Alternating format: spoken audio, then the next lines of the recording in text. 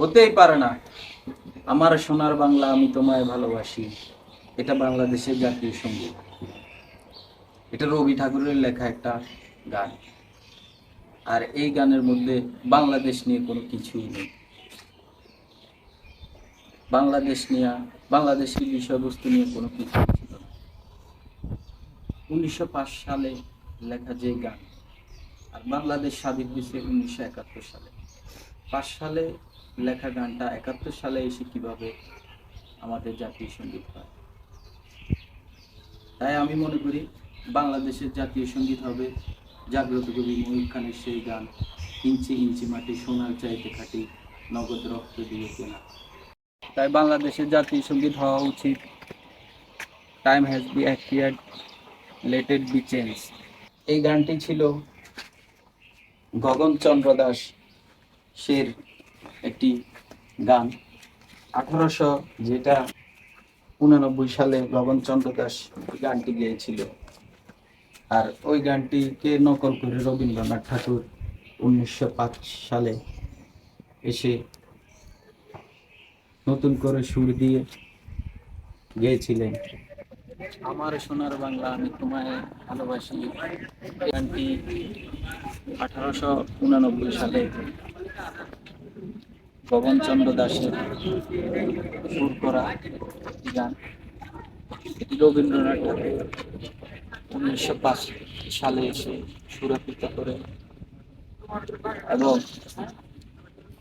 তিনি মার্চ 1971 সালে বাংলাদেশের জাতীয় সঙ্গীত হিসেবে এটা বাস্তবায়িত হয়। এবং 13 জানুয়ারি এসে মন্ত্রিসভায় এটা বাংলাদেশের জাতীয় সঙ্গীত হিসেবে পরিচিতি লাভ করে 1972 সালে।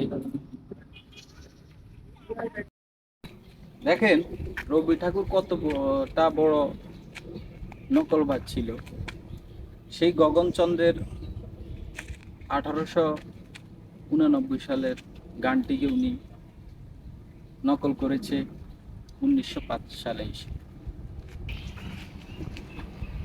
এই গানটি ছিল বঙ্গরদের জন্য লেখা একটি গান, আমার সোনার বাংলা। বঙ্গরদ আন্দোলন যেহেতু সফল হয়নি,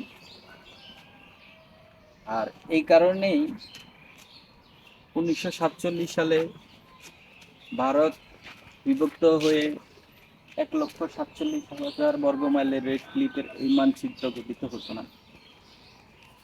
আর ভারতও কখনো বাংলাদেশ নামক একটি ভূখণ্ড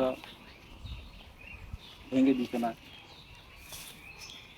তাই আমি মনে করি 1905 সালের সেই গান 1911 সালে তার মূল আলোচনা বঙ্গরোধের কারণে লিপিবদ্ধ হয়। তাই আমি মনে করি বাংলাদেশের জাতীয় সঙ্গীত চেঞ্জ করা দরকার। বিখ্যাত সঙ্গীত শিল্পী, সঙ্গীত পরিচালক শেখ সাদির মতে বাংলাদেশের যদি জাতীয় সঙ্গীত চেঞ্জ করতেই হয় তাহলে বাংলাদেশের ভূখণ্ডটাকে চেঞ্জ করা দরকার, বাংলাদেশের মানচিত্র চেঞ্জ করা দরকার।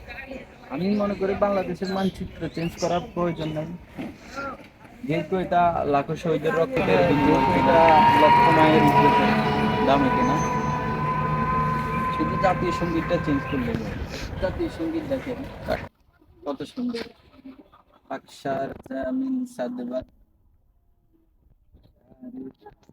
হাসেন সাদবাত, কত সুন্দর একটি পাকিস্তানের জাতীয়। দেখেন ভারতের জাতীয় সঙ্গীত জনগণ মন আধিনায়ক জয় হে, ভারত ভক্ত বিধাতা, পাঞ্জাব সিন্ধু গুজরাট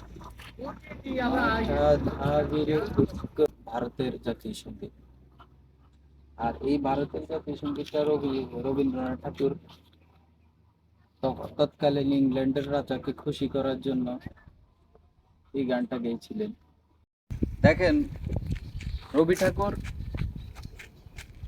ভারতের যে জাতীয় সঙ্গীত করা হয়েছে, বা ভারতের যে জাতীয় সঙ্গীতটাকে জাতীয় সঙ্গীত করা হয়েছে, এটাও রবি ঠাকুরের লেখা। আর বাংলাদেশের যে জাতীয় সঙ্গীত করা হয়েছে, এটাও রবি ঠাকুরের লেখা। শুধু পাকিস্তান বাদ। দেখেন পাকিস্তানের জাতীয় সঙ্গীতটা কত সুন্দর। তারা তাদের পাক জমিনের কথা বলছে। তাদের জাতীয় সঙ্গীত শুনলেই মনের মধ্যে একটা জাগরণ সৃষ্টি হয়। আর ভারত আর বাংলাদেশের জাতীয় সঙ্গীত লিখছে রবি ঠাকুরের, ওই জাতীয় সঙ্গীত শুনলেই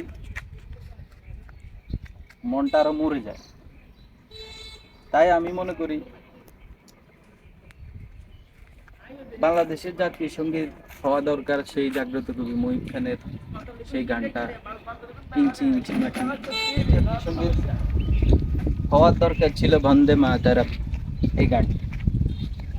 দেখেন রবি ঠাকুরের যে জায়গায় যেটাই লিখছে ওইটা নিয়ে একটা বিবাদ সৃষ্টি করে দিয়েছে। এটাই ছিল, এটা নিয়ে একটা সংঘাত সৃষ্টি হয়েছে। বৈষম্যের বিরুদ্ধে, সাম্যবাদের পক্ষে।